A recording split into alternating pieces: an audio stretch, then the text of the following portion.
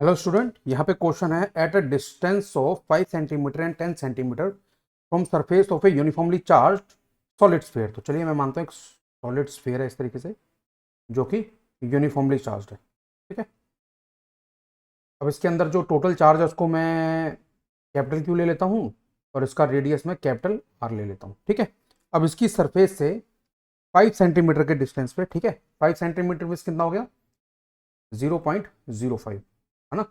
5 centimetre कितना होगा 0.05 metre पे उन्होंने पोटेंशियल बता रखी है 100 वोल्ट, और 0.1 मीटर पे सरफेस से 0.1 मीटर पे उन्होंने पोटेंशियल बता रखी है 75 वोल्ट। तो चलिए इक्वेशन लगाते हैं।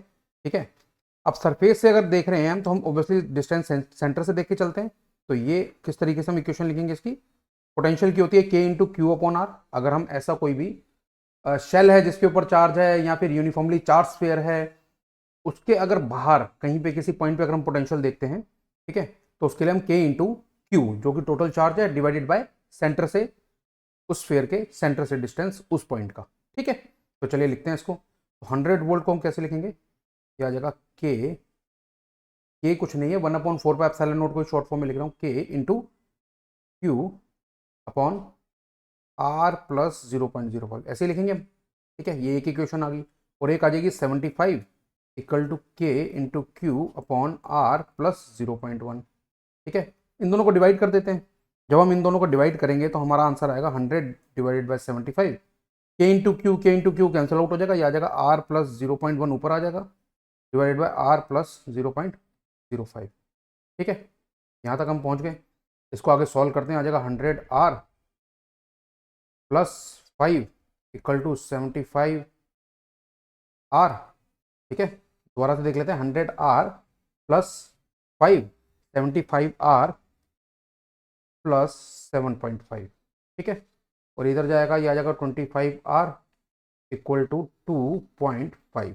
तो R आपका कितना आ जाएगा, अगर हम R का आंसर निकाल रहे हैं यहाँ पे, ठीक है, तो वो R आपका कितना आ जाएगा, R आ जाएगा 2.5 अपॉन 25, ये आ जाएगा 0.1 मीटर। अब इसकी वैल्यू हम पुट करते हैं किसी भी एक इक्वेशन में, कोई भी इक्वेशन ले लो, ऊपर वाली ले लेते हैं। 100 equal to 9 into 10⁻⁹ into q upon 0.1 plus 0.05। ठीक है, तो 100 से मल्टीप्लाई होगा 0.15 तो 15 आ जाएगा। 15 equal to 9 into 10⁻⁹ into Q.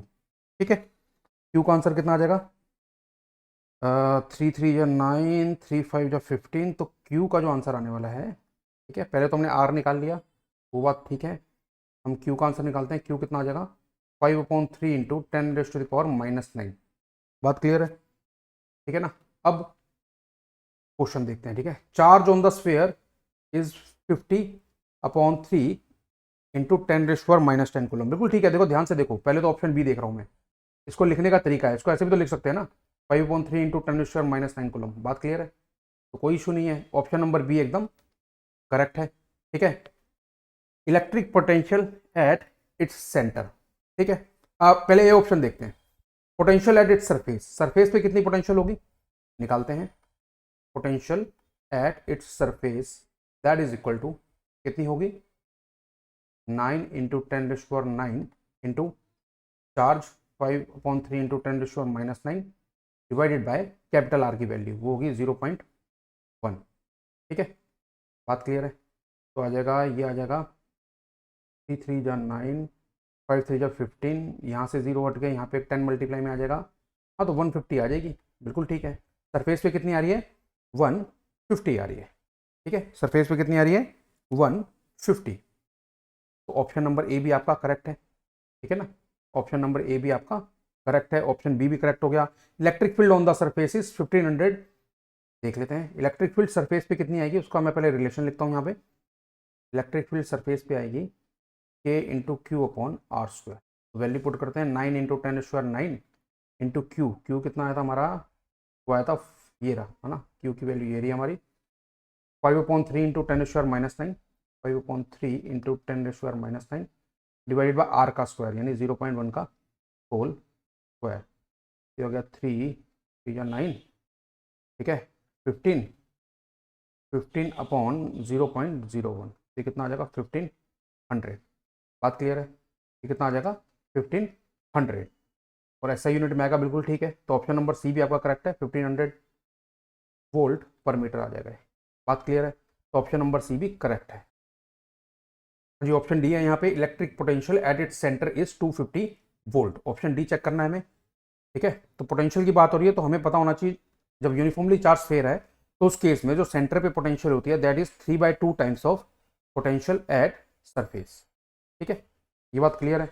अब सरफेस पे पोटेंशियल कितनी है वो ए ऑप्शन में हमने निकाला था, 150 निकाली थी ना, ये रही है ना, 150 निकाली थी। तो यहाँ मैं वैल्यू पुट करता हूँ, ये आ जाएगा 3/2 मल्टीप्लाई 150, इसका आंसर आएगा 225 वोल्ट।